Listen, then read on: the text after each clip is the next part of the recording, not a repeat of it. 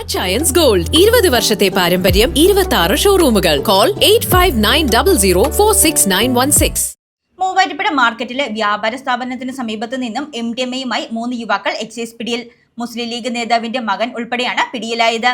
മൂവാറ്റുപുഴയിൽ MDMAയുമായി 3 യുവാക്കൾ എക്സൈസ് പിടിയിൽ. മൂവാറ്റുപുഴ മാർക്കറ്റിന് സമീപം പ്രവർത്തിക്കുന്ന വ്യാപാര സ്ഥാപനത്തിന്റെ പുറകുവശത്തെ ഗോഡൌണിൽ നിന്നുമാണ് 5.63 ഗ്രാം MDMAയുമായി മൂവാറ്റുപുഴ പെരുമറ്റം സ്വദേശി പ്ലാമൂട്ടിൽ സാദിഖ് PA, വാരപ്പെട്ടി മലമുകളിൽ സബിൻ MM, വെങ്ങോല പോഞ്ഞാശ്ശേരി കൂടക്കാടൻ അബ്ദുൾ മുഹ്സിൻ എന്നിവരെ പിടികൂടിയത്.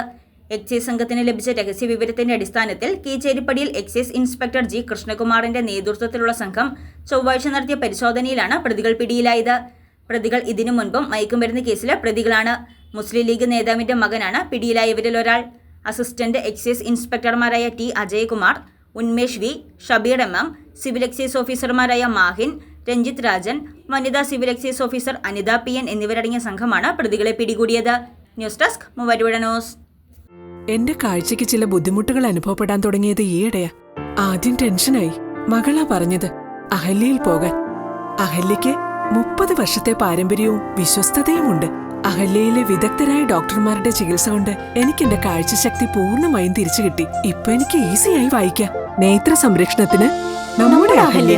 അഹല്യ ഫൗണ്ടേഷൻ ഐ ഹോസ്പിറ്റൽ, കേരളത്തിൽ എല്ലായിടത്തും.